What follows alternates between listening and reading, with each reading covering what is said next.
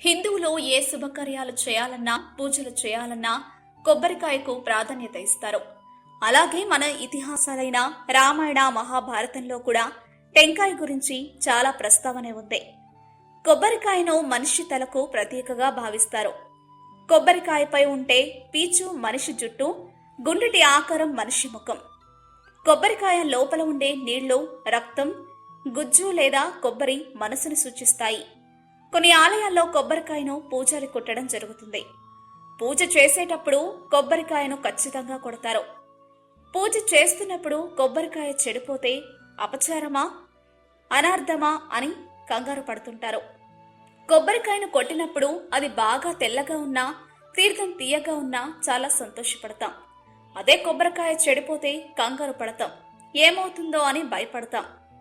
మనం దేవుడికి కొట్టిన కొబ్బరికాయ కొట్టే విధానం రకరకాల పనులను తెలియజేస్తుంది. అదేంటో తెలుసుకుందాం. కొబ్బరికాయను కొట్టినప్పుడు సమానంగా పగిలితే మనసులోని ధర్మబద్ధమైన కోరిక త్వరగా నెరవేరుతుందని అర్థం. ఒకవేళ కొబ్బరికాయలో పువ్వు వస్తే కొత్తగా పెళ్లైన వాళ్లకి అది సంతాన యోగాన్ని సూచిస్తుంది.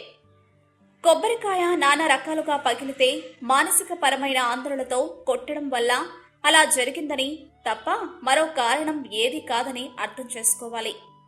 నిలువుగా పగిలిన కొబ్బరికాయ కూడా మంచిదే అని, ఆ కుటుంబంలో కూతురు కాని కోడలు కాని సంతానయోగం పొందుతుందని సూచన. పూజ సమయంలో కొట్టిన కొబ్బరికాయ కుళ్ళితే ఎలాంటి దోషం అపచారం అంతకంటే ఉండదు. ఆలయంలో కొబ్బరికాయ కుళ్ళిపోతే ఆ కాయను నీటితో శుభ్రం చేసి మళ్లీ దేవునికి అలంకరణ చేస్తారు. ఈ ప్రక్రియ దోషం చెడిపోయి కొబ్బరికాయదని, భక్తుడిది కాదని సూచిస్తుంది. అదే ఇంట్లో కొట్టినప్పుడు అలా జరిగితే పూజలో ఏదో అపచారం జరిగిందని కంగారు పడతారు. కానీ అలా కంగారు పడాల్సిన అవసరం లేదు. కొబ్బరికాయలో కుళ్ళిన భాగాన్ని తీసేసి శుభ్రం చేసి కాళ్ళు చేతులు శుభ్రంగా కడుక్కొని పూజ ప్రారంభించాలి. వాహనాలకు కొట్టిన కాయ కుళ్ళితే దిష్టి పోయిందని అర్థం.